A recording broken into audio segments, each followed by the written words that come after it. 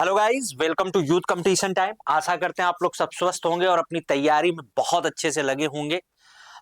जैसा कि मुझे थोड़ा सा अर्जेंट काम था तो लाइव क्लास आपकी आज या और कल नहीं हो पाएगी, लेकिन इसीलिए आपका रूटीन ना ब्रेक हो, इसीलिए क्लास रिकॉर्डेड है ये।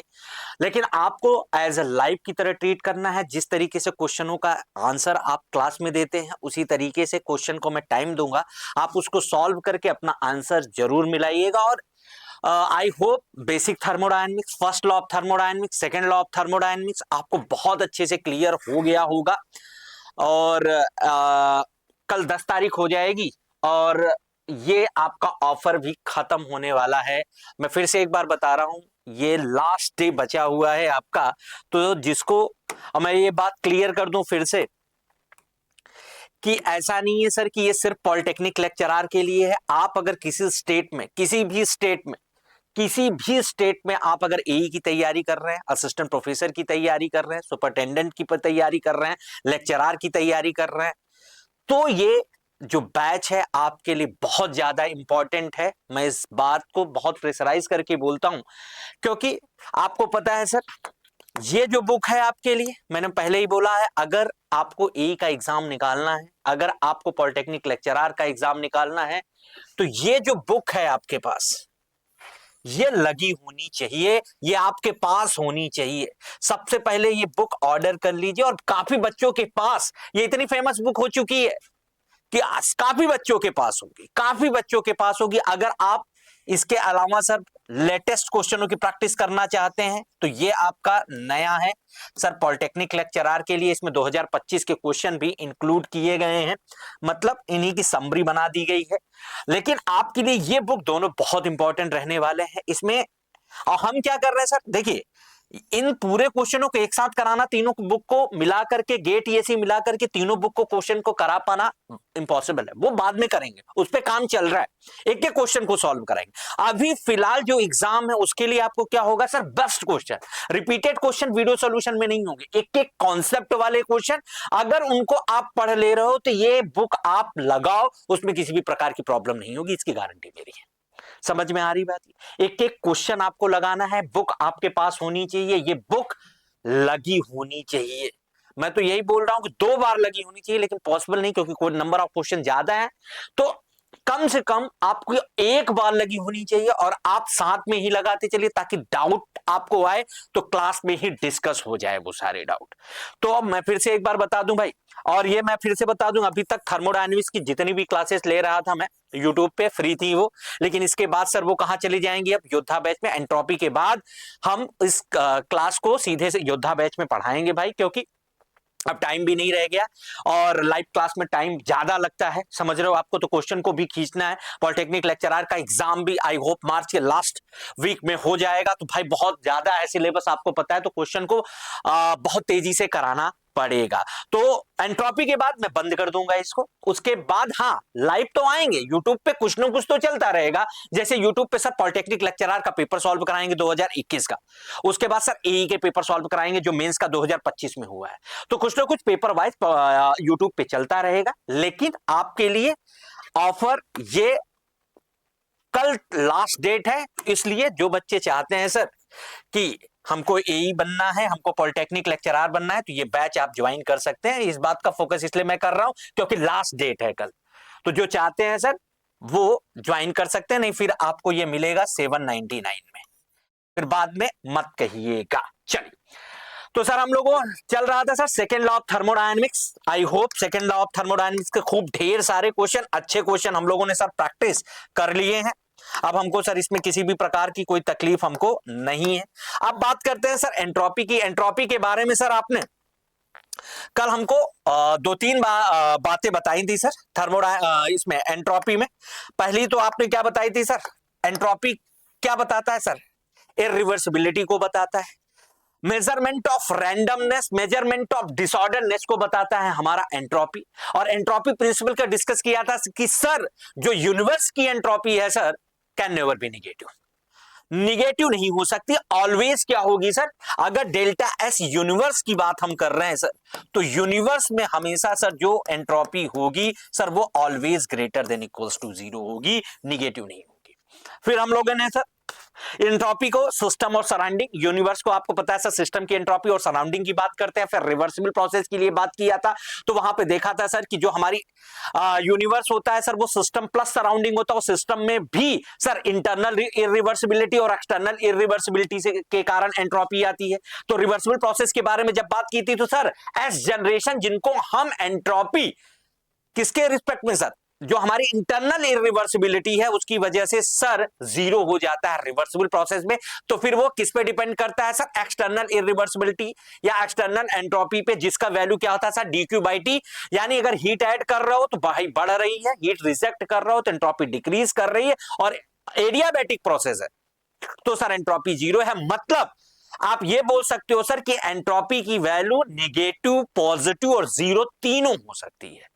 फिर हम लोगों ने सर इरिवर्सिबल प्रोसेस के लिए भी इस बात को डिस्कस किया था। एक बार जो आपसे पूछा जाता क्विक रिवीजन के टर्म में सर आप हमको बता दो, दो टीडीएस इक्वेशन आपने बताई थी, दो टीडीएस इक्वेशन बताई थी। एक थी sir TDS equals to sir DU plus PDV, और दूसरी थी sir TDS DH minus VDP. ये दो इक्वेशन थी और इसी से सर दो फार्मूले आपने डिराइव किए थे। और डेरिवेशन इंपॉर्टेंट नहीं है, formula is very important. Change in जो एंट्रोपी होती है सर वो क्या होती है सर, वो होती है sir mCv ln T2 upon T1 plus R ln V2 upon V1। ये पहले टीडीएस इक्वेशन से आती है। दूसरी जो एंट्रोपी आती है सर दूसरे टीडीएस इक्वेशन से आती है, वो क्या होती है सर, वो होती है sir mCp ln T2 upon T1 minus का sir R ln P2 upon P1। तो यहां तक की बातें हम लोगों ने क्या किया है सर, यहां तक की बातें सर हमको आपने बता दी थी, और ये फार्मूले क्या होने चाहिए सर, टिप्स पे होने चाहिए। और इसी के साथ साथ आपने ये भी बात बता दी थी सर, ध्यान से सुनना मेरे भाई, कि सर क्लासियस इनइक्वालिटी के बारे में आपने बताया था सर कि क्लासियस इनइक्वालिटी आप ये लिखते हो sir D Q by T, और आपने ये भी बताया था सब सर जब इसको जीरो लिखते हैं तो ये किसके लिए होता है सर, रिवर्सिबल के लिए होता है। किसके लिए होता है सर, रिवर्सिबल प्रोसेस के लिए होता है। और सर जब आप इसको लिखते हो sir upon T less than equals to zero, तो ये किसके लिए होता है सर, इरिवर्सिबल प्रोसेस के लिए होता है, इरिवर्सिबल प्रोसेस के लिए होता है, इरिवर्सिबल प्रोसेस के लिए होता है। और यही सर आप बोलते हो जब ये del Q upon T greater than equal to zero हो तो सर ये इम्पॉसिबल हो जाता है। ये क्या हो जाता है सर, इम्पॉसिबल हो जाता है। ये भी बातें आपको पता है। अब मैं आपको एक बात और बता दूं सर जो हमारी एंट्रोपी आप सिस्टम के बारे में बात कर रहे हो सर, डेल्टा एस अगर जीरो है तो ये किसके लिए है सर, रिवर्सिबल एडियाबैटिक के लिए।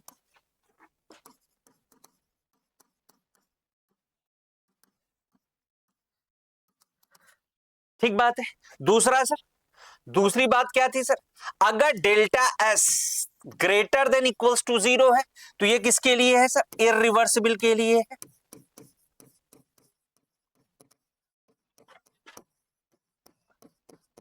और sir delta S less than zero ये क्या है सर, इम्पॉसिबल है।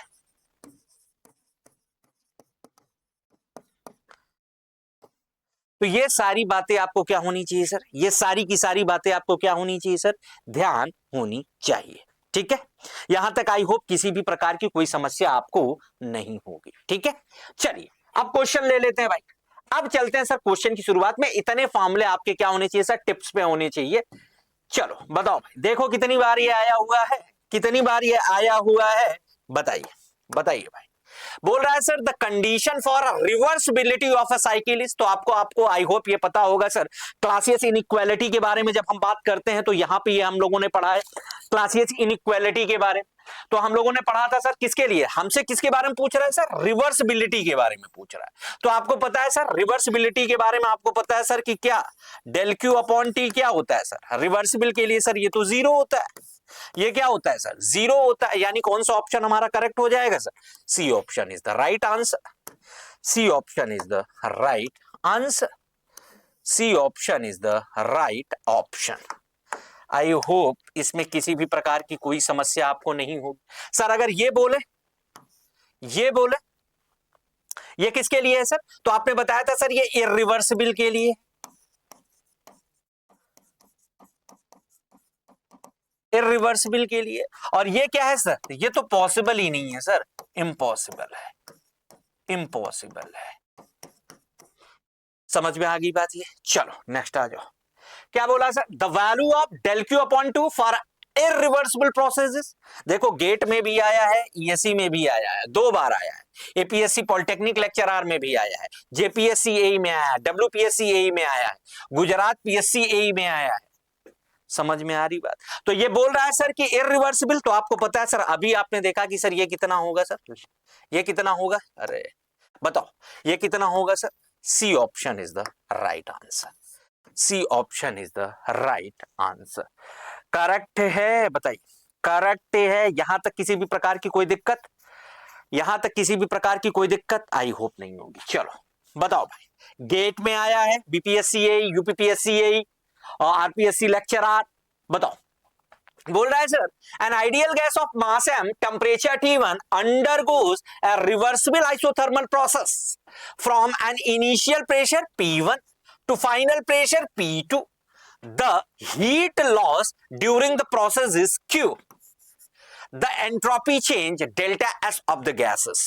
Entropy change sir, entropy change of the system जो हम लोगों ने पढ़ा था वो क्या पढ़ा था सर? टीडीएस इक्वेशन से जो हम लोगों ने फॉर्मूला निकाला था सर, वो क्या निकाला था सर? और आइसोथर्मल प्रोसेस के लिए बोल रहा है सर, और प्रेशर चेंज हो रहा है। क्या बोल रहा है सर? प्रेशर आपका क्या हो रहा है सर? चेंज हो रहा है। ठीक है, प्रेशर आपका क्या हो रहा है सर? ये चेंज हो रहा है। क्लियर है? क्लियर है? तो क्या फॉर्मूला पढ़ा था सर? सर हमने 2 फॉर्मूला पढ़ा था।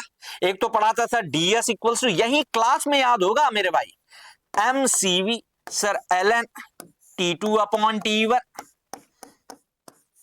Plus R L N V two upon V one. दूसरा क्या पढ़ा था sir? Delta S equals to M C P L N T two upon T one sir minus R L N P two upon P one. तो sir यहां पे pressure change हो रहा है, प्रेशर चेंज हो रहा है, प्रेशर चेंज हो रहा है, तो ये वाला तो नहीं लगेगा, पहला वाला फार्मूला तो नहीं लगेगा। कौन सा फार्मूला लगेगा सर? दूसरा।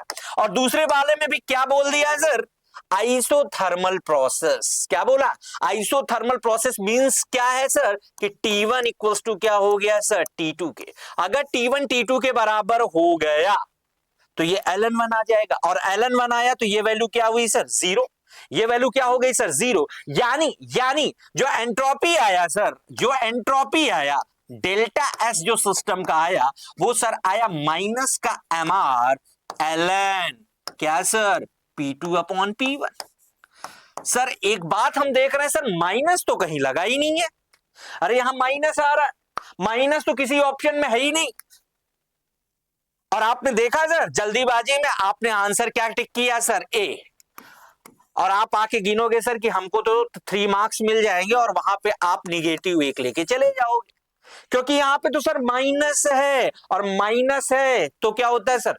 ये P1 ऊपर चला जाएगा और P2 नीचे चला जाएगा। अरे इसको क्या लिख सकते हो भाई? ln P2 minus P1। इसको ln P2 minus P1, minus को अंदर ले गए तो सर ln P2 क्या हो जाएगा? Negative, ln P1 positive. तो फिर उसको क्या लिख सकते हैं सर? इसको हम लिख सकते हैं सर m r ln क्या सर?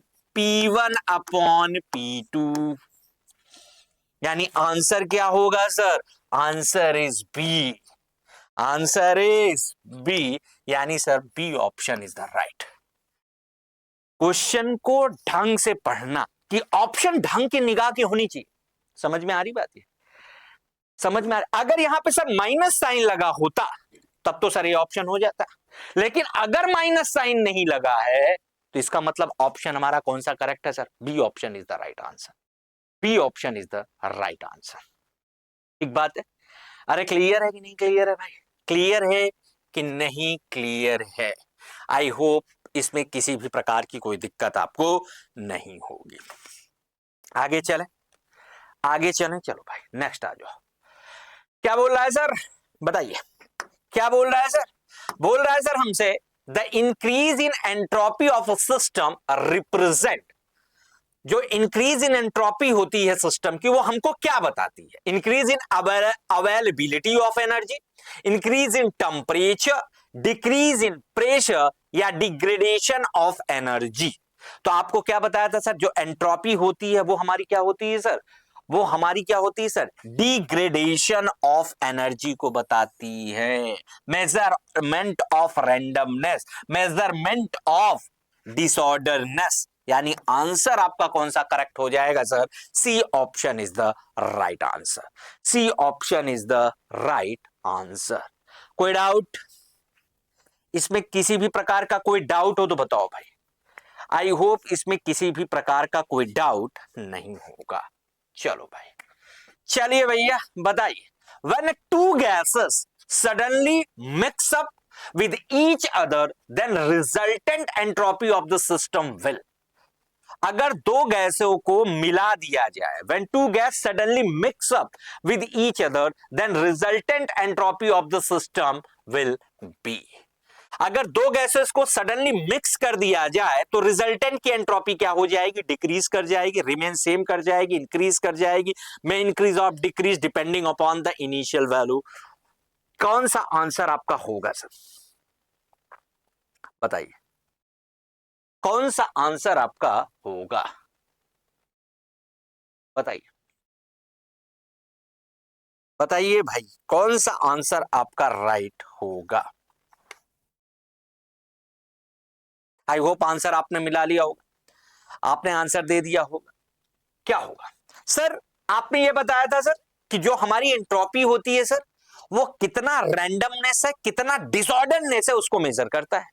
तो सर एक मान लो गैस है किसी कंटेनर में, आपने दूसरे गैस कंटेनर से गैस को मिक्स कर दिया, तो जो पहले गैस था सर उसका मान लो कुछ डिसऑर्डरनेस होगा, रैंडमनेस होगा।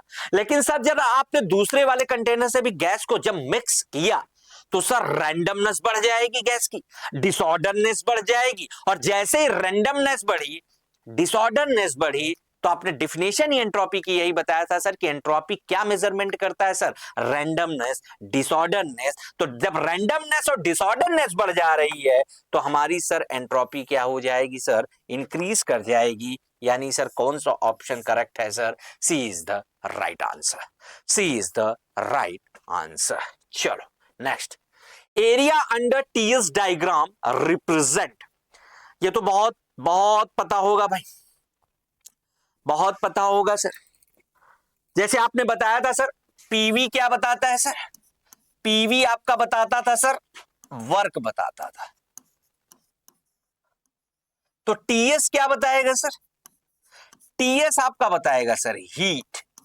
टीएस का जो एरिया देगा वो क्या देगा सर? हीट देगा। लेकिन यहां पे तो ट्रेजेडी है, ऑप्शन में तो सारे ही हीट है sir. Heat transfer for adiabatic process, तो ये ऑप्शन तो आप डेफिनेटली गलत कर सकते हो। क्यों? क्योंकि सर एडियाबैटिक प्रोसेस के लिए आपको पता है, क्या पता है सर? एडियाबैटिक प्रोसेस के लिए सर हमको ये पता है कि एडियाबैटिक प्रोसेस में सर जो Q होता है सर वो क्या होता है सर? जीरो होता है। Q जीरो होता है, तो ये ऑप्शन नहीं हो सकता। अब बचा सर जब हम पीवी डायग्राम को बनाते हैं सर तो वहां पे जो एरिया लेते हैं सर वो किसके लिए लेते हैं सर?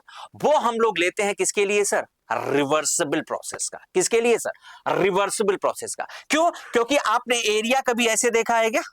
इस तरीके से एरिया बनाते हुए आपने देखा है सर? जब भी एरिया बनाते हैं हम कुछ इस तरीके से बनाते हैं या इस तरीके से बनाते हैं।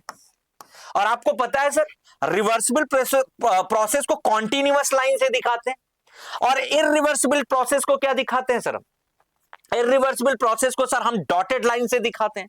तो कभी एरिया निकाले हो तो डॉटेड लाइन का एरिया लिए हो क्या? नहीं। तो सर हम इररिवर्सिबल प्रोसेस तो नहीं लेंगे सर। लॉजिक है, समझो। अरे एरिया निकालते हो तो आप इस तरीके का एरिया निकालते हो, और आपको पता है रिवर्सिबल प्रोसेस क्या होता है, इररिवर्सिबल प्रोसेस क्या होता है, किसको हम डॉटेड लाइन से दिखाते हैं, किसको हम कॉन्टिन्यूअस लाइन से दिखाते हैं। तो सर इररिवर्सिबल प्रोसेस भी नहीं होगा। और जब इररिवर्सिबल प्रोसेस नहीं होगा तो सर ऑल प्रोसेस कैसे हो जाएगा? क्योंकि इसमें तो सर रिवर्सिबल और इररिवर्सिबल दोनों आ रहा है। तो यानी आंसर हमारा क्या हो जाएगा sir? A option is the right answer. A option is the right answer. अरे क्लियर है? यहां तक किसी भी प्रकार की कोई तकलीफ, यहां तक किसी भी प्रकार की कोई तकलीफ हो तो बताओ भाई। आई होप कोई तकलीफ आपको नहीं होगी।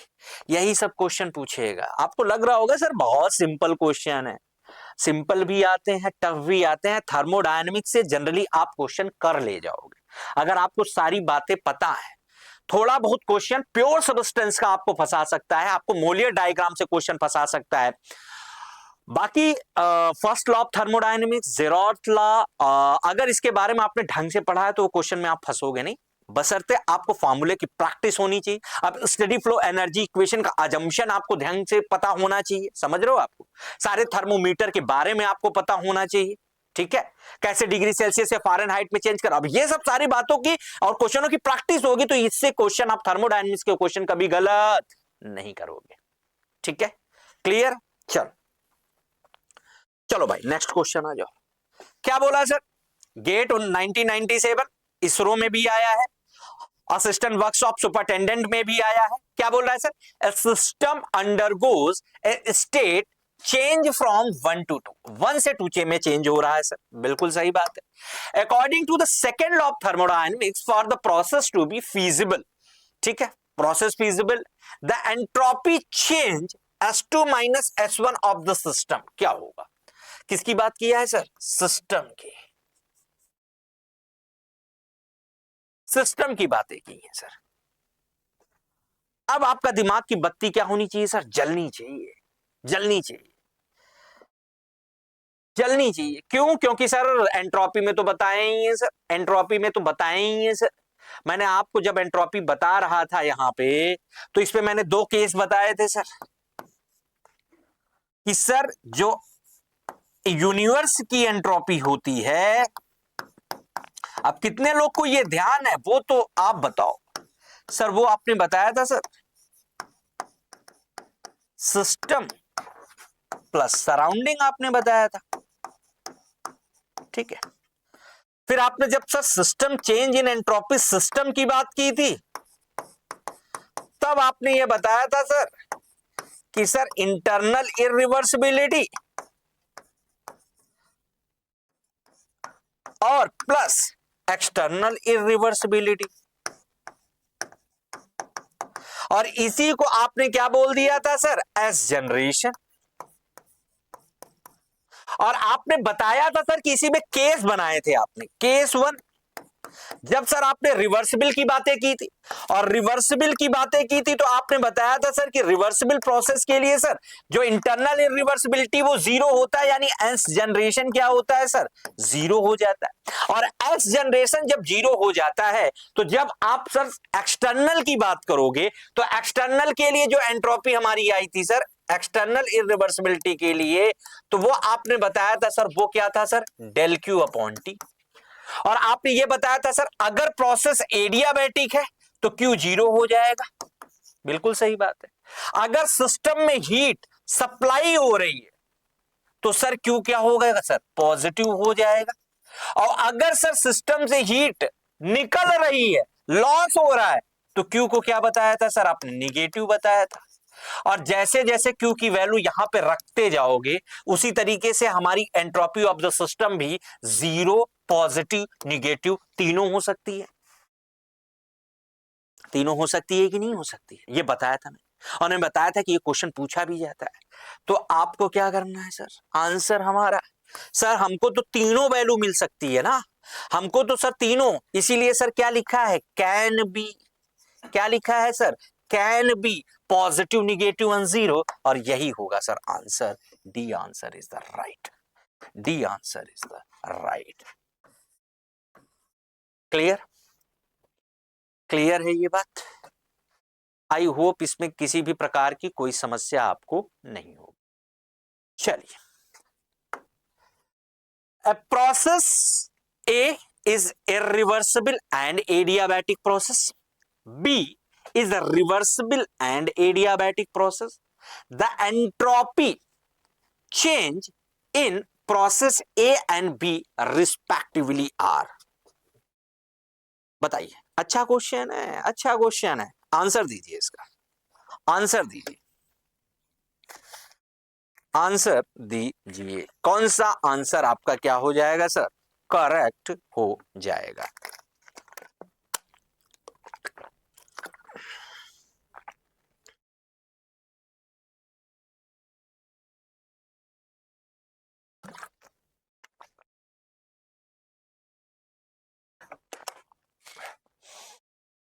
फिर वही बात आएंगे सर, वही बात आएंगे क्या, क्या बात आएंगे सर? प्रोसेस क्या बोला है? रिवर्सिबल। और जब हम सिस्टम की बात करते हैं सर, तो सिस्टम के लिए सर आपने बताया ही था कि जब हम एंट्रोपी चेंज इन सिस्टम की बात करते हैं तो वो क्या होगा सर? वो डीएस क्या होगा, क्या होगा सर? ये जो डीएस होगा ना, वो क्या होगा सर? या इसको इसी की तरह लिख सकते हैं सर, आपने बताया था इंटरनल इरिवर्सिबल के लिए एस जनरेशन लिख सकते हैं, और एक्सटर्नल के लिए फॉर्मूला क्या लिखे थे sir? Del Q by T. अरे यही फॉर्मूला तो बताया था, याद है कि नहीं याद है?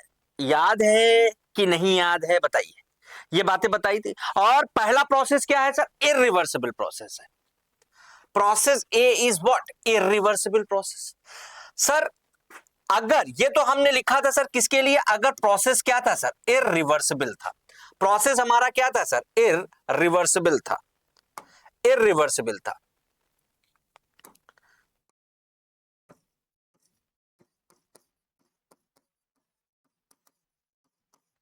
लेकिन सर जब हम बात रिवर्सिबल की कर रहे हैं, जब हम बात रिवर्सिबल की कर रहे हैं, तो वहां पे सर जो डीएस सिस्टम होगा, वहां पे क्या यही फॉर्मूला सेम लगता है sir, S generation plus del Q by T. लेकिन आपने बताया था सर कि एक्स जनरेशन इंटरनल इरिवर्सिबिलिटी के कारण जो सिस्टम में चेंज होती है एंट्रोपी सर, वो रिवर्सिबल प्रोसेस के लिए क्या होती है सर? जीरो। रिवर्सिबल प्रोसेस के लिए क्या है सर? जीरो। ये आपने बताया था, आज भी बताया। इसीलिए कहता हूं कि जब थ्योरी पढ़ाता हूं तो आप लोग को लगता है सब आता है, हमको हमको सब आता है सर, हमको सब आता है। आप बस क्वेश्चन कराइए, क्वेश्चन कराइए। थ्योरी अगर क्लियर नहीं करोगे तो क्वेश्चन फंसा देगा। इसलिए जो थ्योरी में क्लैरिटी होनी चाहिए वो बहुत अच्छे से होनी चाहिए। यहां पे भी मैंने बताया सर, यहां पे भी मैंने बताया सर, दो केस आपने बताए थे जब मैं सेकंड लॉ ऑफ थर्मोडायनेमिक्स में आपको एंट्रोपी पढ़ा रहा था। वहां पे मैंने आपको दो केस बताए थे, एक रिवर्सिबल प्रोसेस के लिए और इरिवर्सिबल प्रोसेस के लिए। और रिवर्सिबल प्रोसेस के लिए आपको बताया था कि sir internal irreversibility of the system जो होता है वो जीरो होता है, इसका मतलब एस जनरेशन जीरो होता है। बताया था, आपने बताया था सर, बिल्कुल बताया था। ठीक, तो सर यहां पे जब हम बात कर रहे हैं, जब हम यहां पे बात कर रहे हैं, तो सर रिवर्सिबल के लिए आपने बता दिया, ये हम जानते ही हैं सर कि एस जनरेशन जीरो होता है। और उसने क्या बोल दिया है सर? बी प्रोसेस की बात मैं कर रहा हूं, ये प्रोसेस बी की बात है। ये सारी बातें किसकी चल रही हैं सर? प्रोसेस बी की। और ये किसकी बातें चल रही हैं सर? प्रोसेस ए की। ये बातें किसकी चल रही सर? प्रोसेस ए की चल रही। ये बातें किसकी चल रही हैं सर? प्रोसेस ए की चल रही। तो सर प्रोसेस बी में आपने बताया सर रिवर्सिबल के लिए एस जनरेशन जीरो। और सर यहां पे क्वेश्चन में भी ये दिया है सर, रिवर्सिबल होने के साथ साथ सर वो एडियाबैटिक भी है। और एडियाबैटिक है तो change in heat zero, change in heat zero, change in heat zero. तो sir DS of system for process B कितना हो जाएगा सर? जीरो। सर इसके लिए तो डीएस जीरो हो जाएगा, इसका मतलब सर प्रोसेस बी जो है हमारा वो रिवर्सिबल एंड एडियाबैटिक है, तो उसके लिए सर जीरो हो जाएगा। तो जीरो सर दो ऑप्शन में दिया हुआ है, सी और डी, यानी ये दो ऑप्शन तो नहीं हो सकते। ये दो ऑप्शन आपके क्या है सर? नहीं हो सकते। इतनी बात तो हमको क्लियर हो गई सर कि ये दो ऑप्शन तो सर नहीं हो सकते। अब आओ यहां सर प्रोसेस ए में। सर इरिवर्सिबल है तो एस जनरेशन जीरो नहीं होगा, एस जनरेशन जीरो नहीं होगा। लेकिन सर इरिवर्सिबल के साथ उसने एक टर्म जोड़ दिया है, एडियाबैटिक प्रोसेस। अगर एडियाबैटिक प्रोसेस है तो ये तो जीरो हो जाएगा। अगर एडियाबैटिक है तो ये तो जीरो हो जाएगा, और एडियाबैटिक है तो ये जीरो हुआ, तो बचा सिस्टम क्या सर, एस जनरेशन। और we know that what sir, हम जानते हैं सर कि एस जनरेशन कभी निगेटिव नहीं हो सकता, हमेशा क्या है सर, वो पॉजिटिव, हमेशा पॉजिटिव होगा। निगेटिव एस जनरेशन नहीं होता। तो एस जनरेशन अगर पॉजिटिव है तो प्रोसेस के लिए, डीएस सिस्टम के लिए सर क्या आ जाएगा, greater than equals to zero, यानी सर पॉजिटिव। यानी आंसर हमारा क्या हो जाएगा sir, D option is the right answer. ये इतना स्लो इसलिए बताया हूं ना, कई लोग को तो याद रहता है, कई लोग को तो याद रहता है, फट से आंसर कर देते हैं, लेकिन ये बेटा समझ लेना, नहीं क्वेश्चन फंसा देगा। अच्छा क्वेश्चन है, लॉजिकल क्वेश्चन है। और जब मैंने आपको बताया भी था तब भी बताया था कि सर एस जनरेशन की वैल्यू निगेटिव नहीं होती है, हमेशा क्या रहेगी सर, एस जनरेशन पॉजिटिव होगा। और एस जनरेशन पॉजिटिव है, इरिवर्सिबल एडियाबैटिक, यानी ये तो जीरो हो गया, बचा क्या सर, सिस्टम प्रोसेस ए के लिए एस जनरेशन के बराबर, और एस जनरेशन हमेशा क्या होगा sir, greater than equals to zero.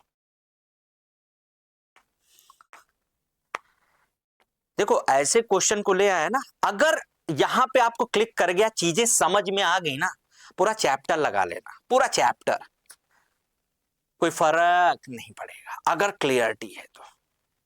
समझ में आ गई बात? आई होप इस बात को आप समझ पा रहे होगे। चलो भाई नेक्स्ट क्वेश्चन। अब बताओ sir, reversible adiabatic process, change in the entropy, reversible adiabatic. फिर से सर हम सर कॉन्सेप्ट से चलेंगे, हम याद नहीं करेंगे, हमको याद नहीं करना, हम कॉन्सेप्ट जो आपने समझाया सर उस पे चलेंगे। आपने बताया था हमेशा सर कि रिवर्सिबल के लिए सर आपने जब भी बातें की है सर, एंट्रोपी जो हमारी सिस्टम की आपने बताई है सर, रिवर्सिबल प्रोसेस के लिए हम उस पे चलेंगे।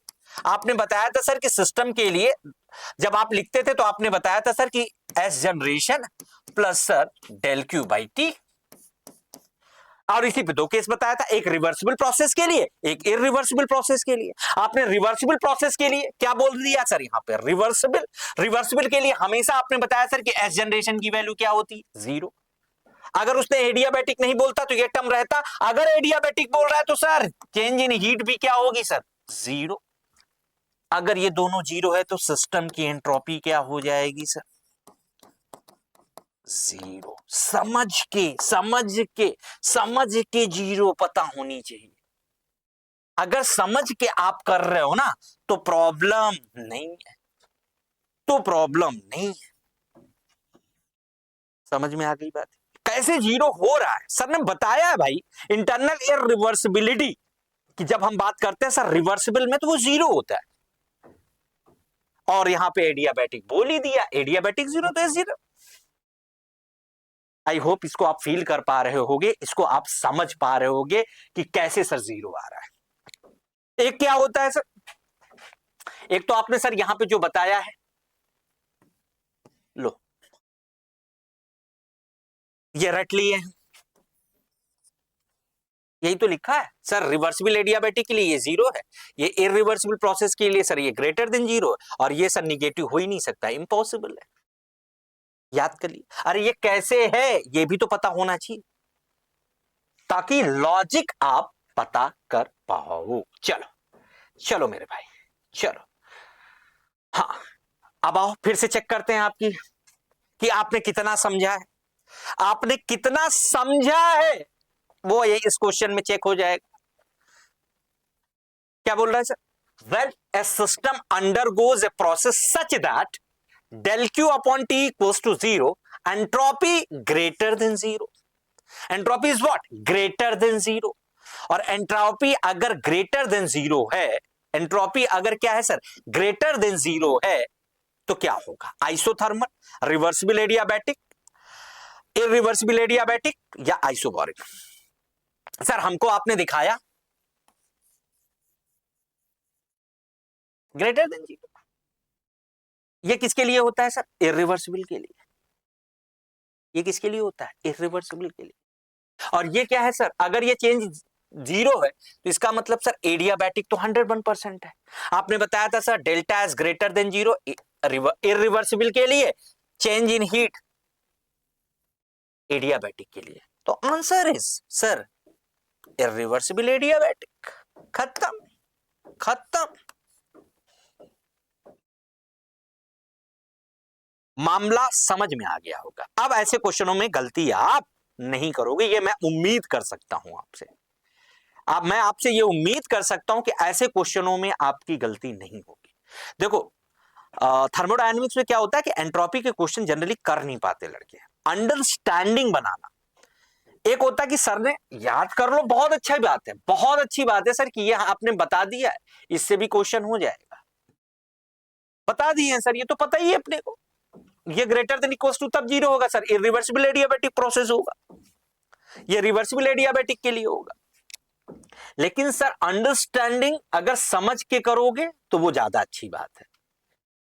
आओ चलो, अगर आपको वो समझ में आ गया है तो ये क्वेश्चन करके बताइए। क्या क्वेश्चन किस में आया sir? ESC 2017, 1997, GPSC ARTO pre 30/12/2018 में आया। बोल रहा है सर कि एक सिस्टम है जिसका मास 100 केजी है, undergoes a process in which its specific entropy increases from 0.3 kg kilojoule kg Kelvin to 0.4 kilojoule per kg Kelvin. At the same time, entropy of the surrounding decreases from the 80 kilojoule per kg Kelvin 75 kilojoule per kg Kelvin. The process is, what a fantastic question, what a fantastic question. अगर आपने अभी तक की सारी बातें मेरी समझी हैं, मैं आपको टाइम दे रहा हूं, ये क्वेश्चन आपको करिए, मुझे आंसर चाहिए। इससे पता चल जाएगा कि आपकी अंडरस्टैंडिंग कितनी अच्छी हुई है। देखो, कई लोग ये बोलेंगे सर कि बहुत कम क्वेश्चन आप करा रहे हैं, बिल्कुल सही बात है, लेकिन जितने करा रहे हैं ना बेटा, उतने कर लिए ना, उतने की अंडरस्टैंडिंग बन गई ना, पूरी यही बुक लगा लेना, क्वेश्चन फंसेगा नहीं। टेस्ट दे लेना, टेस्ट, थर्मोडायनेमिक्स पढ़ लेना, प्रैक्टिस इतनी कर लेना और टेस्ट दे लेना, और कोई कुछ फंसेगा क्वेश्चन, कहीं से भी टेस्ट दे लो, आई डोंट केयर। आप क्वेश्चन भेजोगे व्हाट्सएप, मैंने व्हाट्सएप नंबर भी आपको दे दिया है, एक दिन संडे को आपके सारे क्वेश्चन को कलेक्ट करूंगा और उसको रिप्लाई करूंगा, सॉल्व करा दूंगा, दैट्स इट। अब इससे ज्यादा नहीं कर सकते भाई। हाँ, सबसे पहले तो एक बात हम ये समझे सर, अब इस चीज को गौर करना बहुत जरूरी बात है सर, कि सर हमको सराउंडिंग और सर सिस्टम का दिया हुआ है, सिस्टम और सराउंडिंग, तो हमको यह पता है सर यूनिवर्स का क्या होता है सर, ये पता है सर, हम बहुत अच्छे से जानते हैं सर। सराउंडिंग, यही तो पता है, और ये मैंने पहले ही बताया था, अरे आज भी बताया है भाई, आज भी बताया, आज भी बताया है, यूनिवर्स सिस्टम प्लस सराउंडिंग होता है। यूनिवर्स आपका क्या होता है सर? सिस्टम प्लस सराउंडिंग होता है। बताइए यहां तक पहले बताओ, कोई दिक्कत यहां तक? यहां तक कोई दिक्कत हो तो बताओ, यहां तक किसी भी प्रकार की कोई दिक्कत हो तो बताइए भाई, बताइए। तो बस अब क्या करना है सर, क्या करना है, निकालो। अब माजरा ये है, सिस्टम की तो सर एंट्रोपी चेंज दे रखा है 0.3 किलो जूल केजी केल्विन से 0.4 किलो जूल पर केजी केल्विन। लेकिन सर एक बात अगर हम नोटिस कर रहे हैं यहां, तो सर इसकी यूनिट क्या दी हुई है sir? Kilo joule kelvin, kilo joule kelvin, और यहां पे क्या है? 0.3 kilo joule KG kelvin, KG kelvin. इसका मतलब क्या है सर? इस किलोग्राम को कट करने के लिए सर हमको मास का क्या करना पड़ेगा सर? मल्टीप्लाई करना पड़ेगा। इसका मतलब सर जब आप डीएस यूनिवर्स का हम लिखेंगे तो मास ऑफ इसमें और S2 माइनस का S1 प्लस सर सराउंडिंग की जो दी हुई है सर वो S2 माइनस का S1 लिख देंगे सीधे। मास का यहां मल्टीप्लाई क्यों हुआ सर? क्योंकि यहां पे unit kilo joule KG kelvin है, यहां पे यूनिट किलो जूल केल्विन है। इसीलिए ये मास दिया हुआ है। कर दो, रख दो वैल्यू। कितना रखा सर?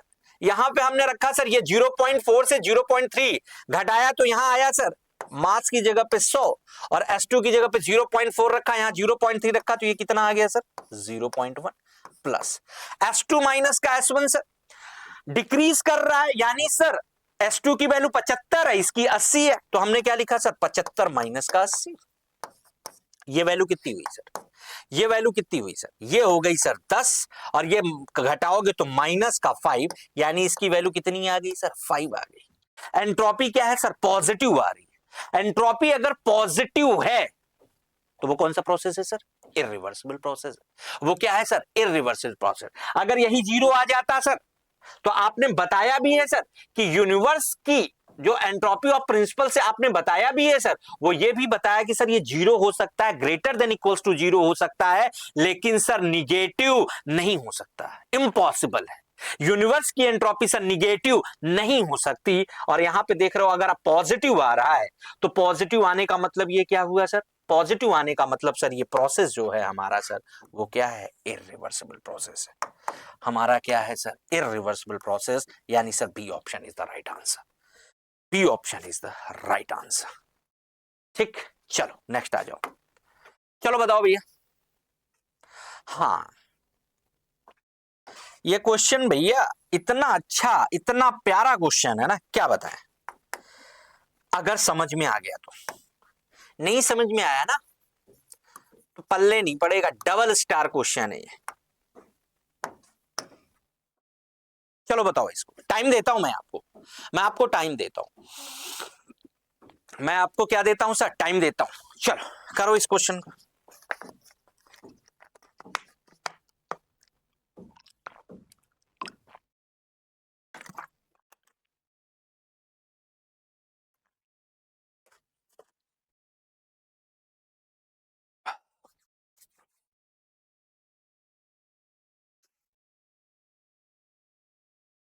क्या बोल रहा है सर? क्वेश्चन क्या बोल रहा है?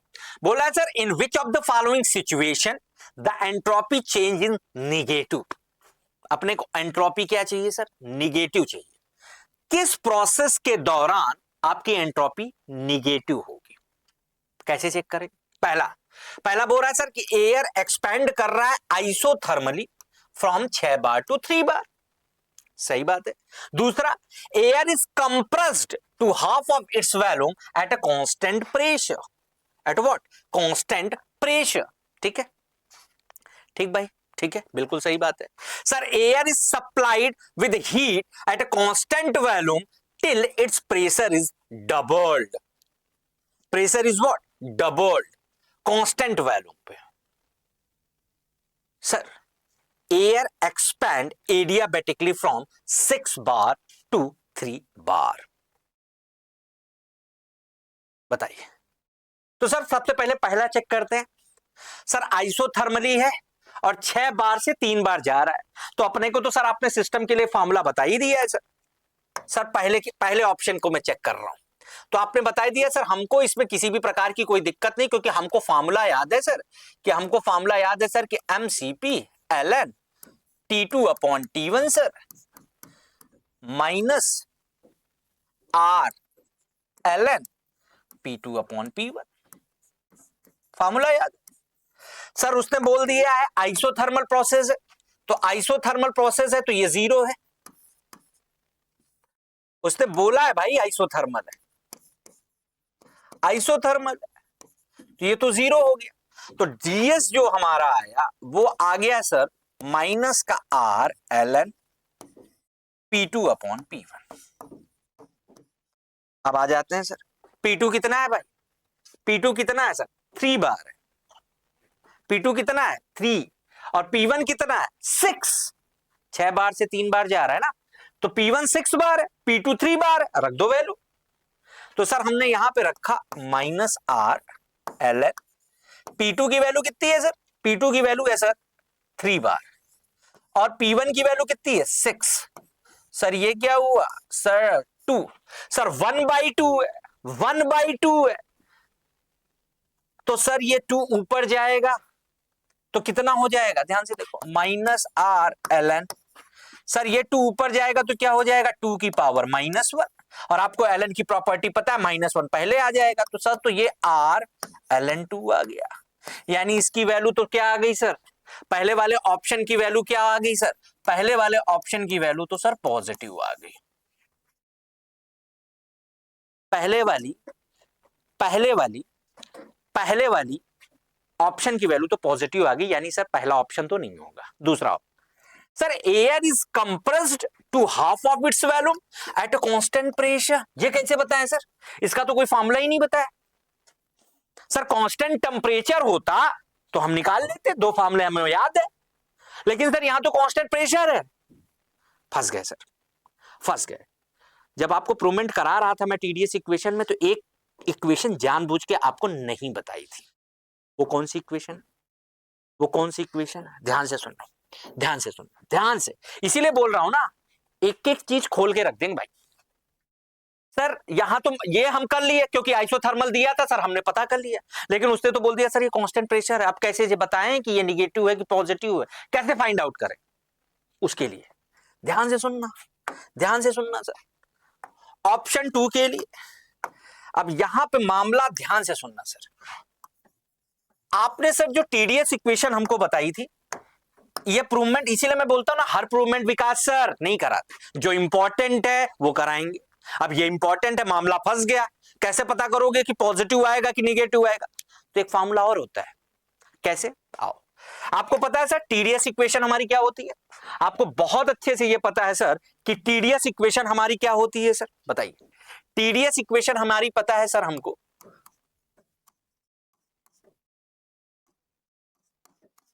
यही होती है।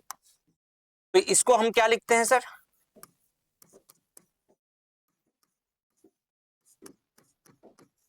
यही लिखते हैं सर। फिर टी को हम क्या करते हैं सर, डिवाइड करते हैं,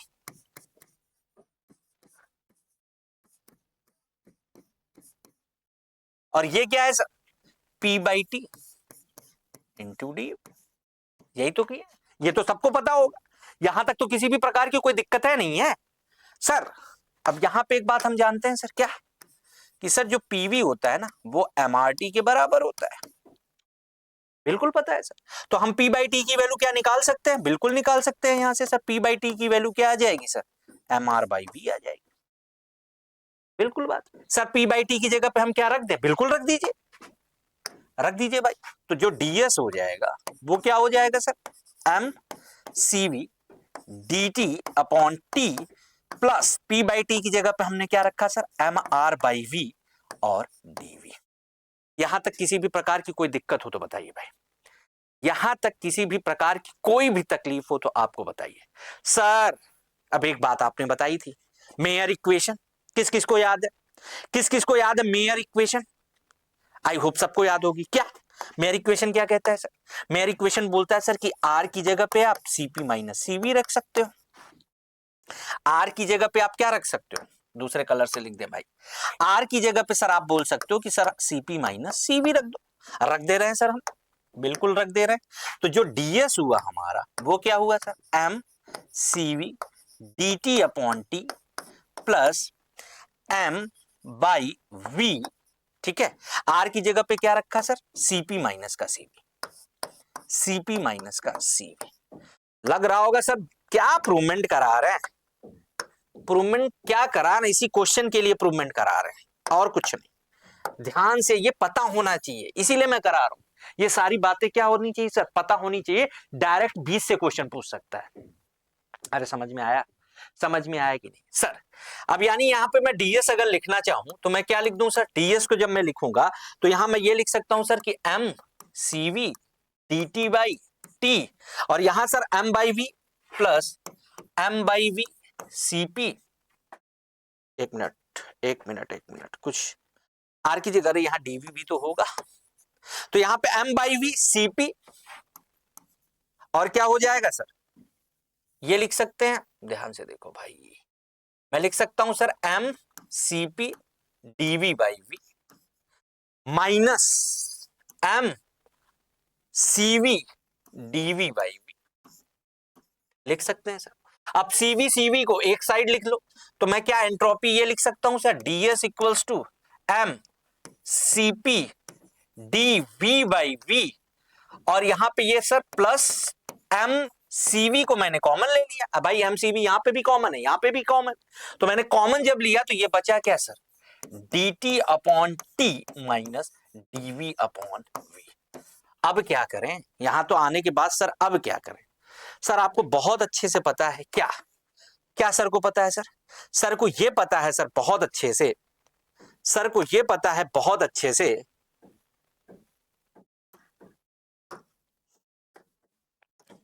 सर को ये पता है, एक मिनट भाई,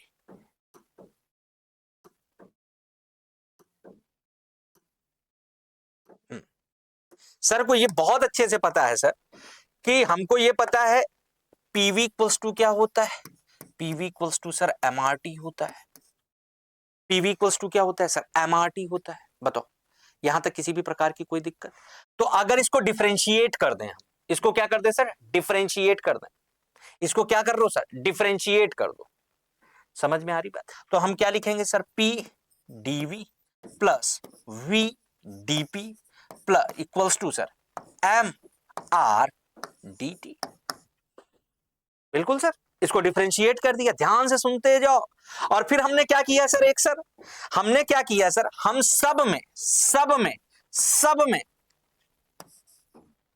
पीवी से क्या किया सर, डिवाइड किया।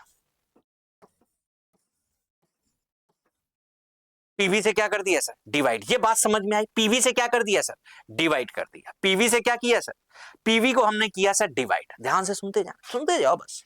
सर यहां से पी से पी कट गया, और यहां सर वी से वी कट गया, और सर ये पीवी है, पीवी को मैं क्या लिख सकता हूं सर, एमआरटी लिख सकता हूं। अरे यहां से इसी पीवी को एमआरटी लिख सकता हूं। अगर पीवी एमआरटी है तो एमआर से एमआर कट गया, कट गया।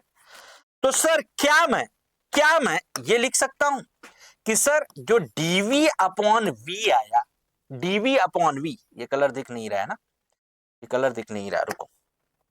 हाँ सर, जो dv अपॉन v आया वो प्लस dp अपॉन p आया, और सर यहां से क्या आ गया सर, ये pv में वो लिखा हूं, pv equals to mrt, mr cut गया सर, ये क्या आ गया सर, dt अपॉन कितना सर, t। यही तो आ गया, यही तो आ गया। और हमको किसकी वैल्यू चाहिए sir, dt upon T minus dv upon v। तो क्या मैं dv अपॉन v को उस तरफ ले जा सकता हूं? बिल्कुल ले जा सकता हूं। तो मैं क्या लिख सकता हूं सर कि dp upon p equals to sir dt upon t minus dv upon v। क्या मैं इसको dt upon T minus dv upon v को dp अपॉन p लिख सकता हूं, dp अपॉन p लिख सकता हूं? बिल्कुल लिख सकते हो सर, बिल्कुल बेधड़क लिखिए। इसकी वैल्यू सर यहां पे आप लिख सकते हो, इसकी वैल्यू सर आप यहां पे लिख सकते हो। तो जो हमारी एंट्रोपी आ जाएगी, हमारी जो एंट्रोपी आ जाएगी वो आ जाएगी sir ds equals to M CV, क्या है सर, एम सीपी है, sorry M CP, M CP क्या आया sir, dv upon v plus M, यहां पे क्या है सर, सीवी, एम सीवी, और क्या आ गया सर यहां से डीपी अपॉन पी, क्या आ गया सर, डीपी अपॉन पी। यहां क्या आ गया सर, डीपी अपॉन।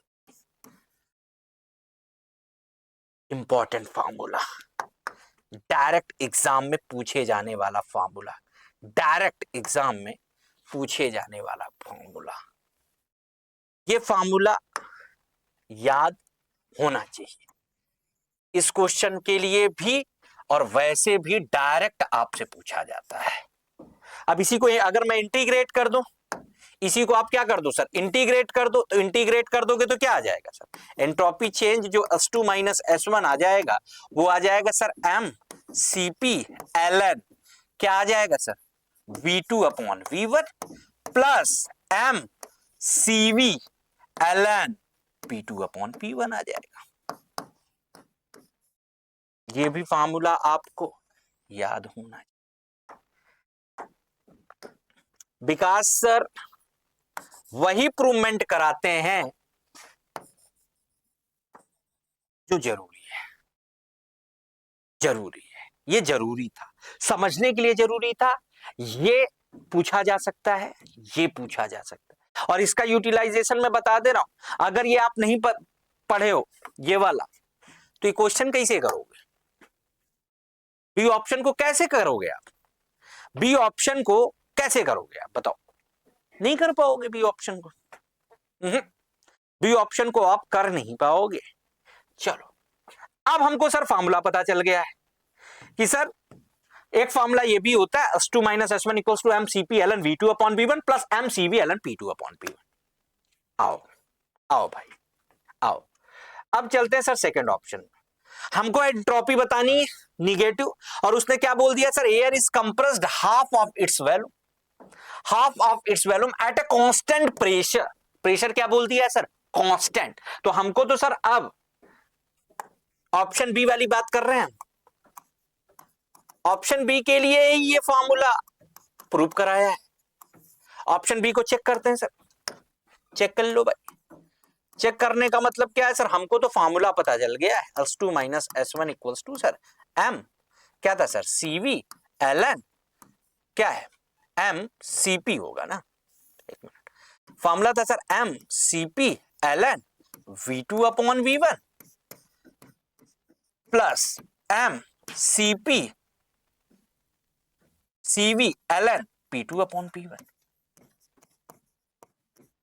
अरे यही तो फॉर्मूला प्रूफ कियो भाई, यही तो फॉर्मूला प्रूफ कियो, यही तो है। अब कमाल देखो, आपसे क्या बोल रहा है सर, सबसे पहले प्रेशर उड़ाते हैं, क्योंकि क्या बोला है सर, कांस्टेंट प्रेशर। कांस्टेंट अगर प्रेशर है तो ये सर इसकी वैल्यू क्या हो जाएगी, 0। खत्म। हमारा क्या बना सर, एंट्रोपी। एंट्रोपी जो हमारी बनी सर वो बन गई S2 minus S1 equals to MCP ln V2 upon V1। अब देखो बोल रहा है sir compressed half of its volume, यानी अगर हम बोले सर कि पहले वॉल्यूम हमारा क्या था सर, V था, बाद में क्या है V1 की वैल्यू अगर V है, कंप्रेस होके उसकी वैल्यूम कितनी हो जा रही सर, V2 की वैल्यू कितनी है सर, V/2। कंप्रेस होकर सर वो कितनी चली गई सर, V/2। बस रख दो इसमें। सर V1 की वैल्यू हमको पता है MCP ln सर V2 कितना है सर, V/2। V1 कितना है V, सर V से V कैंसिल, तो यहां पे जो आया वो आया सर MCP ln सर 1/2, और इसको क्या लिख सकते हैं सर, MCP ln 2 की पावर -1। और यहां पे सर S2 माइनस का S1 जो आया वो माइनस MCP ln 2 आ गया सर। ये तो निगेटिव आ गया, यही पूछा था हमसे यही पूछा था, हमसे यही पूछा था कि हमको एंट्रोपी चेंज निगेटिव चाहिए। तो सर हमको अब आगे चेक करने की जरूरत नहीं है, हमारा कौन सा आंसर करेक्ट हो जाएगा, हमारा sir B option is the right answer. B option is the right answer. B option is the right answer. अब जिसको फॉर्मूला याद होगा वो सोच रहा होगा सर इतनी देर काहे बताए, जानना जरूरी है बेटा, जानना जरूरी है ताकि आपके क्वेश्चन फंसे नहीं वहां पे। समझ में आ रही बात, समझ में आ गई, ठीक ठीक है। अब यहां पे सर कांस्टेंट वॉल्यूम है और प्रेशर क्या हो रहा है सर, डबल हो रहा है। कांस्टेंट वॉल्यूम में प्रेशर क्या हो जा रहा है सर, डबल।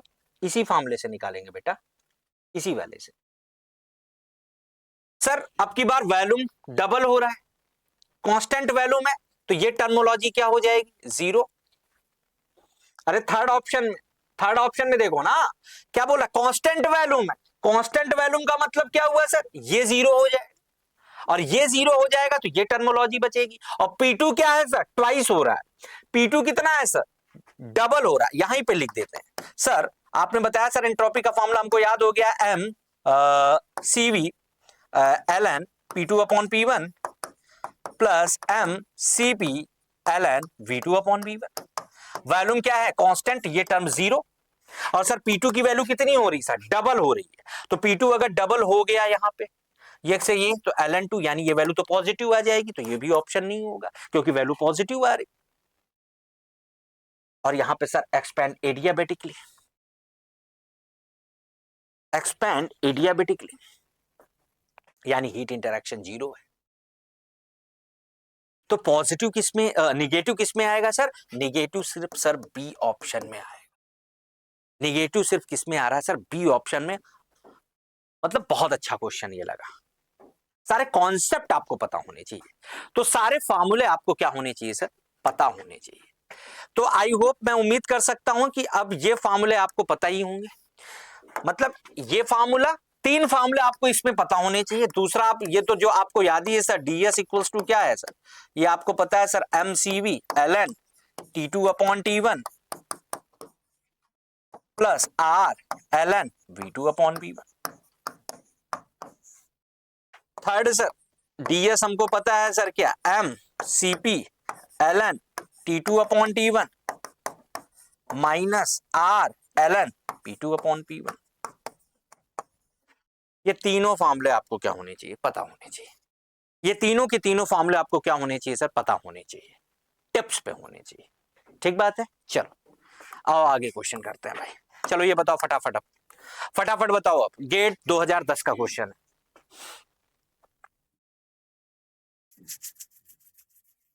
बताओ।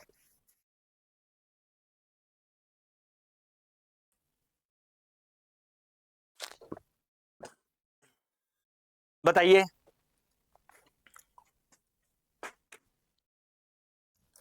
बताइए ये क्वेश्चन भाई।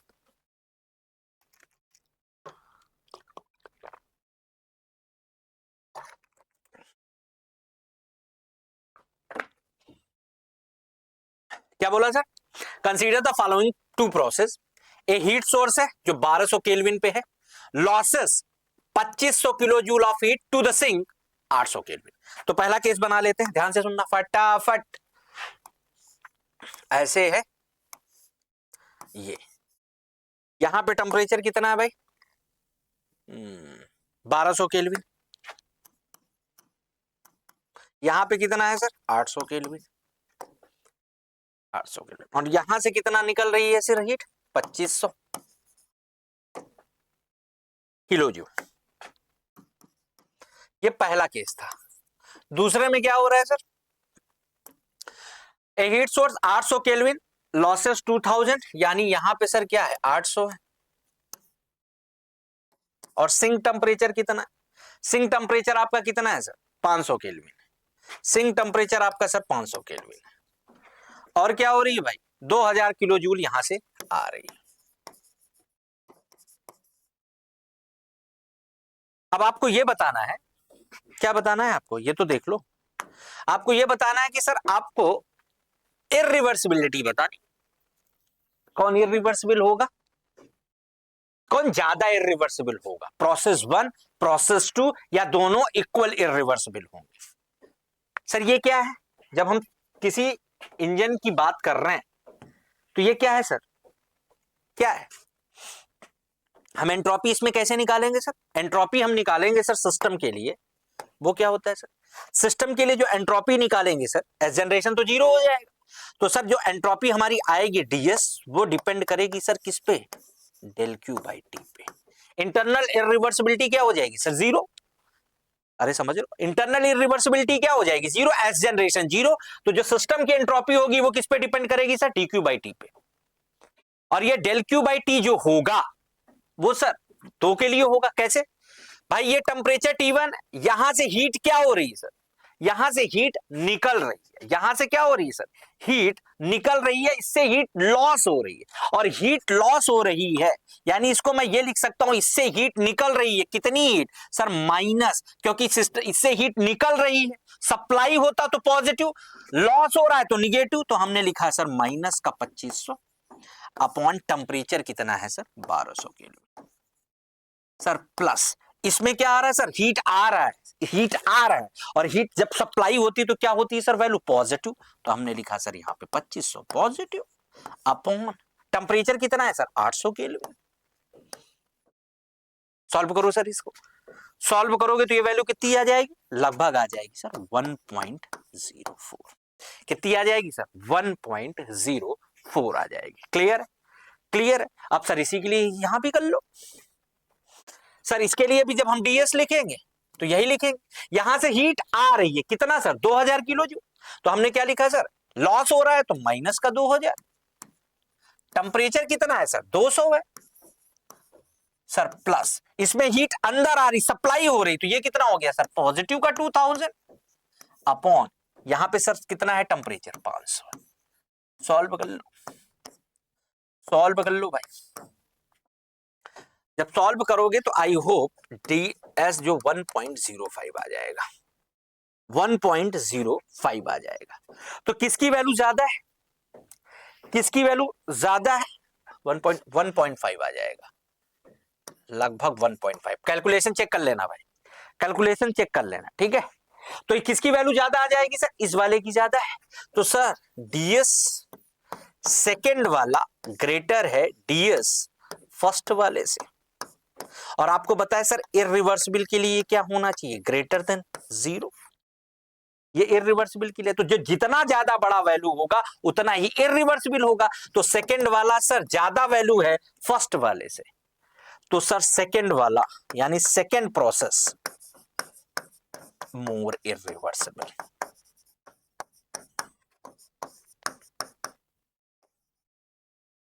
समझ में आया इस टाइप के क्वेश्चन कैसे करेंगे, इस टाइप के क्वेश्चन कैसे करेंगे। तो सर हमारा कौन सा ऑप्शन करेक्ट हो जाएगा, process second more irreversible than process one, process one. B option is the right answer, B option is the right answer. I hope इसमें किसी भी प्रकार की कोई समस्या कोई तकलीफ आपको नहीं हो। ठीक है, ठीक है भाई, बताइए कोई दिक्कत नहीं। चलो आओ, चलो करो फटाक से ये क्वेश्चन करो।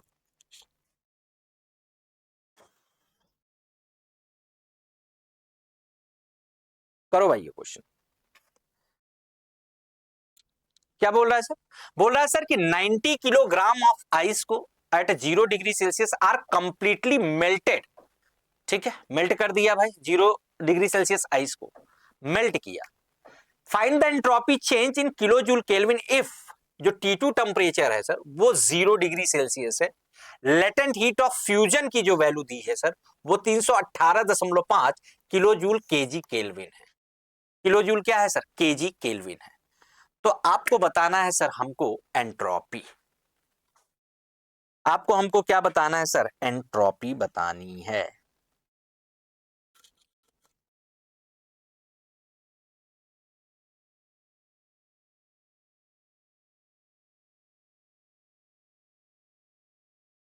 कैसे करेंगे सर, टेम्परेचर कितना है 0 डिग्री सेल्सियस, यूनिट सब केल्विन में है, तो इसको तो सबसे पहले सर केल्विन में करना पड़ेगा। 273 ऐड किया, 273 केल्विन हो गया। सर ये फेज चेंज का मामला लग रहा है, क्योंकि लेटेंट हीट तभी आती है जब सर आप फेज चेंज होता है 0 डिग्री सेल्सियस आइस से 0 डिग्री सेल्सियस वाटर में जा रहा है, फेज चेंज हो रहा है। और फेज चेंज जब होता है मतलब हीट का transfer eight a constant temperature हो रहा है, हीट का ट्रांसफर कांस्टेंट टेम्परेचर पे हो रहा है, तो उसके लिए क्या आती है सर, गुप्त ऊष्मा, लेटेंट हीट। और इसीलिए सर इसमें लेटेंट हीट ऑफ फ्यूजन दे रखा है, क्योंकि टेम्परेचर इज व्हाट, कांस्टेंट है, फेज चेंज हो रहा, आइस से वाटर जा रहे हो, समझ में आ रही बात है, आइस से आप क्या जा रहे हो, वाटर जा रहे हो, फेज चेंज हो रहा है, और फेज चेंज हो रहा है तो वहां पे लेटेंट हीट कितना दे रखा है सर 318.5। तो सर बस खत्म, एंट्रोपी जो हमारा होता है हमको तो पता है sir, del Q upon T. और ये क्या है सर, गुप्त ऊष्मा, गुप्त ऊष्मा कितना होता है sir, m into L. m into L क्यों किया, क्योंकि यूनिट सर इसकी किलो जूल केजी केल्विन है, और आपको एंट्रोपी किसमें बतानी है सर, किलो जूल केल्विन, इसीलिए आपको क्या दिया है सर, मास दिया हुआ है। टेम्परेचर सर आपको पता ही है, रख दो वैल्यू। सर m की वैल्यू कितनी है 90 किलोग्राम इंटू, सर l की वैल्यू कितनी है sir 318.5 kilo joule KG kelvin, और इसका किलोग्राम और इसका किलोग्राम कैंसिल हो जाएगा, temperature is what 273 kelvin. Divide करो बताओ आंसर कितना है, डिवाइड करो बताओ आंसर कितना है भाई। डिवाइड करो और आंसर बता दो।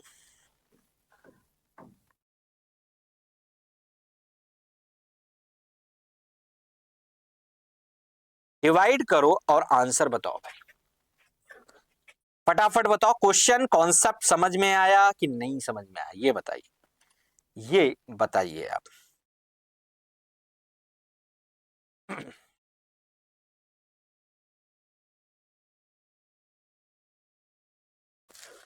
कितना आ जाएगा सर? अरे भाई 105 आ जाएगा, 105 आ जाएगा। तो ये भी समझ लिए सर, फेस चेंज के लिए भी हमने एंट्रोपी का क्वेश्चन कर लिया। चलो नेक्स्ट आ जाओ। चलो बताओ भाई, चलो बताओ, बताइए भाई। अब तो ये सब आपके लिए क्या लगेगा सर, ईएससी का क्वेश्चन है 2021। बोला entropy generation can be taken as a criterion to the indicate feasibility of process, which of the following condition are correct. अगर सर एस जनरेशन 0 है then process is reversible process. ये तो sir आप जन्मांतर से बताते चले आ रहे हैं, फिर मैं आपको वहीं ले जाऊंगा। याद तो दिलाना पड़ता है आपको भाई, याद तो आपको दिलाना ही पड़ता है सर। यहां पे भी आपने बताया था सर कि जब भी सर हम रिवर्सिबल प्रोसेस की बात करेंगे तो एस जनरेशन हमेशा क्या होगा सर, 0 होगा। रिवर्सिबल प्रोसेस की भी बात करेंगे तो एस जनरेशन हमारा क्या होगा सर, 0 होगा। तो यानी सर पहला ऑप्शन तो करेक्ट हो गया, पहला ऑप्शन तो क्या हो गया सर, करेक्ट हो गया। यानी first option is the correct, true statement है। Second sir, S generation greater than equals to 0, process क्या है सर, इरिवर्सिबल प्रोसेस है। और आपको बहुत अच्छे से पता है सर कि एस जनरेशन की वैल्यू निगेटिव नहीं हो सकती, और एस जनरेशन अगर ग्रेटर देन इक्वल्स टू 0 है तो इरिवर्सिबल प्रोसेस होगा। तो सर ये स्टेटमेंट भी आपका क्या हो गया सर, ट्रू स्टेटमेंट हो गया। Third sir, S generation negative, sir ये तो आपने बताया ही था कि एस जनरेशन सर निगेटिव तो कभी हो ही नहीं सकता, हमेशा पॉजिटिव या 0 होगा। यानी सर तीनों स्टेटमेंट आपके क्या है सर, करेक्ट स्टेटमेंट है। यानी which option is correct sir, D option is the right answer, D option is the right answer. Clear यहां तक कहानी? चलो बताओ भाई, अब ये बताओ फटाफट, फटाफट ये क्वेश्चन करो।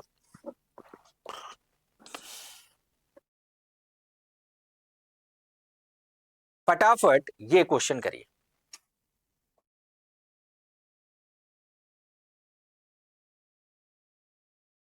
क्या बोल दिया, क्या बोल दिया सर? बोल रहा है सर कि if heat of Q is transferred from high temperature reservoir at T1 to the low temperature reservoir at T2 then entropy change of the universe is. बताओ, बताओ भाई। तो सर हमको आपने इस टाइप का क्वेश्चन अब करा दिया, इसमें अब हमको सर किसी भी प्रकार की कोई दिक्कत हमको नहीं है। यहाँ का टेम्परेचर सर T1 है, यहाँ से T2 है, और उससे बोल रहा है sir Q is transfer from high temperature, यहां से क्यू ट्रांसफर किया जा रहा है। सिस्टम की बात कर रहे हैं सर, बाहर से सराउंडिंग का कोई हीट का लेना देना नहीं है। तो सर हमको पता है कि सर डीएस क्या है हमारा सर, यूनिवर्स अगर निकालना है सर तो हमको पता है सर सिस्टम प्लस सराउंडिंग होता है, सराउंडिंग का लेना देना नहीं है सर, तो वो 0 हो गया। तो बचा क्या सर, यूनिवर्स जो बराबर आ जाएगा वो सर सिस्टम के आ जाएगा। और सिस्टम के लिए आप अब एंट्रोपी इसका लिखने के लिए बहुत अच्छे से जानते हो, क्या जानते हो सर, हम जानते हैं sir DS dq by T, और आपको पता है सर जिससे हीट इससे निकल रही है तो सर माइनस का लॉस क्यू, टेम्परेचर कितना सर T1, सर इसमें हीट जा रही है, सप्लाई हो रही है, तो सर यहां पे क्यू, और टेम्परेचर कितना सर T2। सर एलसीएम ले लिया हमने, T1 T2, तो यहां पे क्या आया सर, माइनस का T2 आया, यहां का प्लस T1 आया, और इनटू क्या आ गया सर क्यू। यही तो होगा, क्या हो गया सर, T1 माइनस का T2 upon T1 into T2, T1 minus का T2 upon T1 into T2 into Q. यानी sir option A is the right answer. Same किसकी तरह क्वेश्चन था सर, सेम इसी की तरह था जैसे यहां किए थे। जैसे यहां किए थे हम, ठीक है, यहां तक किसी भी प्रकार की कोई दिक्कत, यहां तक किसी भी प्रकार की कोई दिक्कत हो तो बताओ। चलो यही का क्वेश्चन करो भाई, यूपीपीएससी यही। चलो बताओ भाई, बताओ। खूब क्वेश्चन प्रैक्टिस करनी है, खूब, जितनी हो सकती है, जितनी हो सकती है सर उतने क्वेश्चनों की प्रैक्टिस हम करेंगे।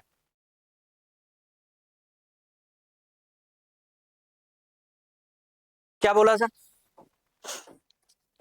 बोला sir a perfect gas having P1 0.9, oh sorry, a perfect gas having P1 0.1 Newton per mm square, volume V1 0.18 meter cube, T1 equals to 20 degree Celsius is compressed to 1 by 10 of its volume in an isothermal process. Change in entropy. Sir हमको एक चीज यहां पे मिल गई कि isothermal है और क्या चेंज हो रहा है सर, वैल्यूम। तो हम तो सर हमको सीधे फॉर्मूला पता है सर कि M C V L N T2 upon T1 plus R L N M R L N V2 upon V1। Sir isothermal बोल दिया है तो ये वैल्यू 0। तो सर जो एंट्रोपी हमारी आ गई वो आ गई sir M R L N V2 upon V1। अब सर आर की वैल्यू तो हमको दी नहीं है, लेकिन आपको बहुत अच्छे से पता है सर कि हमको पीवी इक्वल्स टू क्या पता होता है सर, एम आर टी। तो सर यहां से एम आर की वैल्यू निकाल लो। एम आर की जो वैल्यू हमने निकाली वो सर क्या आ गया sir, PV by T. PV by क्या आ गई सर, टी। तो इसका मतलब ये कांस्टेंट है सर, तो ये P1 V1 अपॉन T1 कर सकते हैं। तो सर यहां से जो डेल्टा एस हम लिखेंगे वो हम एम आर की जगह पे क्या लिखते हैं sir, P1 V1 upon T1 ln V2 upon V1। कहानी खत्म हो गई, वैल्यू रखो आंसर पाओ। P1 की वैल्यू क्या है सर, 0.1 न्यूटन पर mm स्क्वायर है सर, यूनिट्स अब जूल में है। तो इसको सर हम क्या लिख सकते हैं सर, अगर इसको मीटर में लिखेंगे तो क्या लिखेंगे सर, 0.1, और न्यूटन है सर, न्यूटन, और mm की जगह पे क्या हो जाएगा सर, 10⁻⁻⁶, और ये ऊपर आ जाएगा तो क्या हो जाएगा सर, 0.1 इंटू 10⁻⁶ न्यूटन पर मीटर स्क्वायर। ये P1 की वैल्यू होगी, mm में था भाई, ये तो मीटर में है, यहां तो किसी भी प्रकार की कोई दिक्कत नहीं है। T1 की वैल्यू 20 डिग्री सेल्सियस है सर, इसको हमने केल्विन में किया तो 20 में सर 273 को ऐड किया तो ये कितना आ गया sir, 293 kelvin. Put the value, put the value, get the answer, put the value, get the answer. Sir negative आएगा, क्यों, क्योंकि कंप्रेस किया गया है। V2 की वैल्यू क्या है सर, 1/10 ऑफ V1। तो सर हम P1 की वैल्यू क्या रख दें, P1 की वैल्यू रख दिए सर हम कितना, 0.1 इंटू 10⁶। ठीक है सर, V1 की वैल्यू हमने कितना रख दिया है सर, V1 की वैल्यू हमने रख दिया है सर 0.18। ठीक है, T1 की वैल्यू हमने कितना रख दिया है सर, T1 की वैल्यू हमने रख दिया है सर 293। और सर यहां पे जो वैल्यू आएगी सर 1/10 हो रही है, तो सर यहां पे आ जाएगी माइनस का ln 10। माइनस का कितना आ जाएगा सर, माइनस का आ जाएगा इंटू है सर माइनस का ln 10। अरे यार ये लाइन इधर लिखनी पड़ेगी। क्या वैल्यू आई सर, जो ds आया वो आया सर 0.1 इंटू 10⁻⁶ इंटू 0 क्या है सर, 0.18 अपॉन 293। और सर जो वॉल्यूम आई सर वो क्या आया, ln। सर यहां पे जो V2 की वैल्यू है सर वो 1/10 V1 के हो गया सर, V1 से V1 कैंसिल, 1/10 है तो माइनस आ जाएगा। तो जो डेल्टा ds आएगा वो माइनस लगेगा sign, 0.1 into 10⁻⁶ into 0.18 upon sir 293 into ln 10। ln 10 की वैल्यू 1 नहीं होती है सर, लॉग में चेंज करोगे और लॉग में चेंज करने के लिए क्या होता है सर, 2.303 से मल्टीप्लाई करना पड़ेगा। मल्टीप्लाई जब आप करोगे तो क्या आंसर आ जाएगा सर, माइनस 141.5 किलो जूल पर KG kelvin, sorry kilo joule में नहीं, जूल पर केल्विन में आ जाएगा। आंसर हमारा क्या हो जाएगा सर, हमारा जो आंसर हो जाएगा वो हो जाएगा sir, A option is the right answer. A option is the right answer. ठीक है, ठीक है भाई, यहां तक किसी भी प्रकार की कोई दिक्कत, यहां तक किसी भी प्रकार की कोई दिक्कत हो तो बताओ, यहां तक किसी भी प्रकार की कोई तकलीफ आपको हो तो बताइए भाई। आई होप नहीं हो, क्लियर है।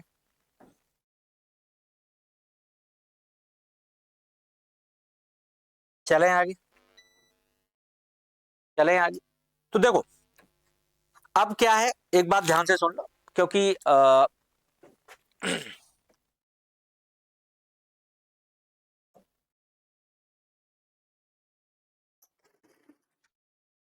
डीएक्टिवेट करके एक्टिवेट करो, माउस क्यों नहीं काम कर रहा।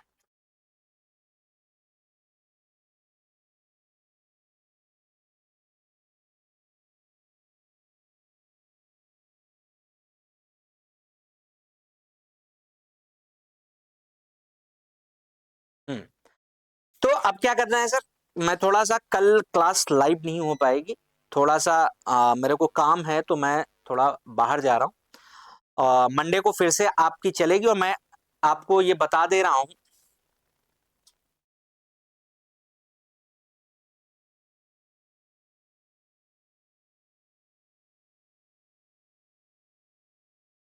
हाँ थोड़ा सा हमें लग रहा प्रॉब्लम हो गया था लाइट की वजह से, ट्रिप की वजह से।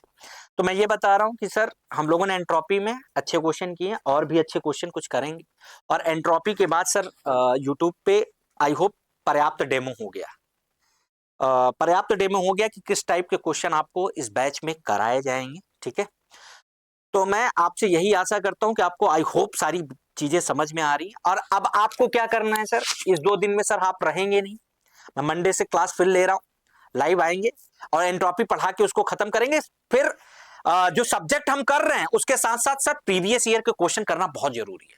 तो यूट्यूब पे प्रीवियस ईयर के क्वेश्चन होंगे, ताकि आपको क्या करेंगे, जो हम लोगों ने पूरा एक तरीके से क्या है सर, एक तरीके से आपको रिवाइज होता चलेगा सब्जेक्ट वाइज, आपको कुछ बातें सब्जेक्ट के बारे में पता होंगी, तो प्रीवियस ईयर क्वेश्चन लगाने में बहुत अच्छा रहेगा। तो इन 2 दिनों में आपको क्या करना है, ध्यान से सुन लो। सबसे पहला का, अगर जिसके पास ये बुक नहीं है, मैं बार बार इस चीज को कह रहा हूं, आपको लग रहा होगा कि सर बुक, इसलिए बार बार कहते हैं कि सर पब्लिकेशन की बुक बिकेगी, नहीं, ये बिक रही है, ये आज की नहीं बनी है बुक, बेस्ट सेलर रह चुकी है भाई, ये बहुत बिक गई है। मैं इसके लिए नहीं कर रहा हूं कि बुक खरीद लो, प्रमोशन होगा सर, सब खरीदेंगे पैसा मिलेगा, अरे नहीं भैया, ये ऑलरेडी सबके पास होती है, अगर आपके पास नहीं है तो आप समझो तैयारी ही नहीं कर रहे हो। तो मैं फिर से एक बार बता रहा हूं, जिसके पास ये नहीं है ना, ये बुक होनी बहुत जरूरी है। किसी भी स्टेट में कोई भी एई का एग्जाम दे रहे हो, आप पॉलिटेक्निक लेक्चरर का एग्जाम दे रहे हो, असिस्टेंट प्रोफेसर का एग्जाम दे रहे हो, सुपरिटेंडेंट का एग्जाम दे रहे हो, तो ये बुक दोनों जरूर होनी चाहिए। पॉलिटेक्निक लेक्चरर के लिए ये नई बुक है, इसमें सर नए क्वेश्चन को भी इंक्लूड किया गया है, जो 2025 तक के क्वेश्चन हुए हैं। तो ये बुक अगर आपके पास नहीं है तो ऑर्डर करिए, और मैंने एंट्रोपी तक जहां तक आपको पढ़ाया है उसके सारे क्वेश्चन आपके लगे होने चाहिए। कोई डाउट है, व्हाट्सएप नंबर मैंने आपको दिया है, उस पर भेजिए, डाउट क्लास में ऐप पे लूंगा, पहली बात। दूसरा, एक काम आपको और करना है सर, जिसके पास शॉर्ट नोट्स है वो बहुत अच्छी बात है, बहुत अच्छी बात है, अपने से शॉर्ट नोट्स बनाए हो, मतलब वो उससे अच्छा तो कुछ हो ही नहीं सकता। अगर शॉर्ट नोट्स नहीं बनाए हो तो एक मैकेनिकल इंजीनियरिंग की कैप्सूल की बुक है, यूथ की ही है, मैकेनिकल इंजीनियरिंग कैप्सूल, और उसका भी बैच अलग बन रहा है, अभी फिलहाल वो यूट्यूब पे फ्री है, उसमें मैक्सिमम सब्जेक्ट मैंने पढ़ा रखे हैं। इन 2 दिनों में आपको क्या करना है, 2 की स्पीड में आपको जाकर के प्ले लिस्ट से thermodynamics, fluid mechanics, production, industrial engineering, strength of material, machine design, ये मैंने कैप्सूल वहां पे थ्योरी उस बुक को पढ़ाया है, 2 की स्पीड में क्विक रिवीजन करेंगे, फार्मूला याद करते हुए चलेंगे। देखो स्ट्रेटजी यही होनी चाहिए, अच्छे से होनी चाहिए। आपको रोज 5 से 6 घंटे देना पड़ेगा, आपको हिंदी भी पढ़ना पड़ेगा, आपको जीएस भी पढ़ना पड़ेगा। सीट कम है तो सिलेक्शन लेने के लिए मेहनत तो करना पड़ेगा। तो मैकेनिकल इंजीनियरिंग जो कैप्सूल, अगर शॉर्ट नोट्स है आपके पास तो आप वेल इनफ है भाई, उससे रिवीजन करो। आपके पास शॉर्ट नोट्स आपने अपने खुद की हैंड राइटिंग में बनाई, उससे अच्छा तो कुछ होता ही नहीं। लेकिन अगर जिसके पास नहीं है कैप्सूल, वो जा करके कैप्सूल खरीद ले। नहीं खरीद पा रहे भाई, यूट्यूब पे चले जाओ, वहां पे मैंने अभी कैप्सूल पढ़ाया हुआ है, लेकिन सारे सब्जेक्ट के फॉर्मूले याद होने चाहिए। मैं तो यहां पे क्लास में याद ही कराऊंगा, लेकिन आपको भी पहले से याद होनी चाहिए। इसके लिए भी मैं बोल रहा हूं, यूट्यूब पे जाना है, वाईसीटी इंजीनियरिंग सर्च करना है, वहां पे कैप्सूल, मैकेनिकल इंजीनियरिंग कैप्सूल आप सर्च करोगे तो वहां से आपको मिल जाएगा। वहां से इन 2 दिनों में मैं चाहता हूं कि एक बार फॉर्मूला आपका क्विक रिवीजन हो जाए, ताकि जब हम लोग यूट्यूब पे पेपर सॉल्व करें पॉलिटेक्निक लेक्चरर का, एई का, तो आपको कम से कम एटलीस्ट फॉर्मूले याद हो। समझ में आ रही बात? फॉर्मूले याद होने चाहिए। एक बार फिर, कल तक की लास्ट डेट है, उसके बाद प्राइस बढ़ जाएगी। तो भैया जिससे अगर आपको लगता है कि सर हमारे काम का बैच है और हमको सर इससे फायदा होने वाला है, सीधी सी बात है भाई, अगर आपको फायदा लग रहा है तो बैच परचेज करिए, नहीं लग रहा है मत करिए। सीधी सी बात है। अगर आपको लगता है सर इस बैच से हमको काफी कुछ सीखने को मिल रहा है, क्वेश्चन को कैसे अटेम्प्ट करना है हमको सीखने को मिल रहा है, तो ये बैच आप ले सकते हो। और इसका प्राइस अभी 499 है, कल के बाद ये 799 का हो जाएगा। तो जो बच्चे भी हैं जिनको इंटरेस्टेड है सर वो ले सकते हैं। बार बार ये भी क्वेश्चन पूछा जाता है, क्या सर ये जेई के लिए अच्छा है, इससे अच्छा तो कुछ हो ही नहीं सकता, अच्छे लेवल के क्वेश्चन भी आप कर लो, तो जेई वाले भी इसको ले सकते हैं, इसमें कोई गलती वाली बात बिल्कुल नहीं। आई होप मैं जब आऊंगा तो आप मैकेनिकल इंजीनियरिंग के कैप्सूल यूट्यूब से पढ़ चुके होगे, फॉर्मूले याद कर रहे होगे, ताकि जब यूट्यूब पे पेपर सॉल्व कराएं तो हमको आंसर चाहिए, फॉर्मूले पूछें तो आपको याद हो। Thank you very much.